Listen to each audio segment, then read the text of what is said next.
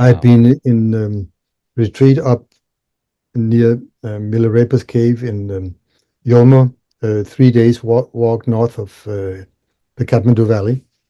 And when I came back there, I had learned enough Tibetan, both for literary and spoken, that I could translate for Chogyam Rinpoche. But then one day he talked a lot about the phrase Rangjong Yeshe and the meaning of it. And I had learned what the meaning was. It was Rangjong means existing by itself, and Yeshe, some kind of state of mind that the Buddhas have. So I said, yeah, I know what it means. And then he leaned forward and he said, do you really know what it means? And then I must have looked kind of unsure, because I didn't really know. I knew the superficial meaning, but not the real meaning from experience. And then he said, I think you need to see my father. And then that was the first time I heard him say that his father was an expert on that level. So he gave me a letter he wrote and said to take this in your hand, otherwise the nun will not let you in to see him, because he's still in 3-year retreat. But I think we can make one exception. Wow. Wow. So Rinpoche was in 3-year retreat, but you were able to meet with Rinpoche. How special. So what was that? Please tell us.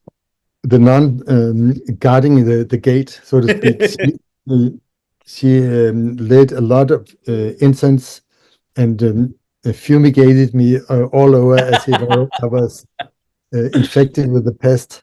And then I was allowed in, begrudgingly. It reminds me a little bit of story of Naropa meeting the Dakini saying, do you know what the meaning of this is? Yeah. But do you really know the meaning, and sending Naropa to find Talopa? How interesting. So then you were allowed in after a fumigation process. Yes. And Rinpoche was there. Tell us what that meeting was like, if you could.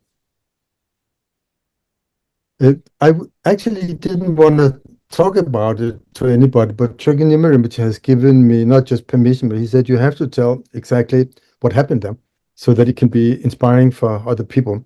Yes. So this is the first time I actually tell it publicly. I've written it down before, but I haven't said it. I was under the pretext of being the interpreter for an American friend, Bruce. So he was sitting in front of me, and I was sitting right behind him, looking into his neck. And Tulku Orgyen was in his box in front of Bruce. But so whenever Tulku Orgyen spoke, I had to do like this in order to see him, because the ledge was kind of narrow. And then at some point, Tulku Orgyen was just speaking to me and didn't give me time to translate for Bruce. I don't know why, but it happened like that. And then Tulku Orgyen said, you need to look this way towards your own mind. You cannot see Buddha nature by looking the other way, like we're always, when we listen to sounds or look at the scenery, it's always somewhere else. But he said, stop that now. Let that which pays attention or observes or is aware, let that awareness look towards itself. And that kind of struck a big fear in me. So all of a sudden he jumped out of his meditation box and came over to where I was sitting, and he put his face right in front of me, like this far, and then he tapped me on the back of my neck at the same time, and he said, look here. Don't look at me, look to the back of your head. And I thought, how? The eyes cannot turn around, so this becomes impossible. And he said, look here.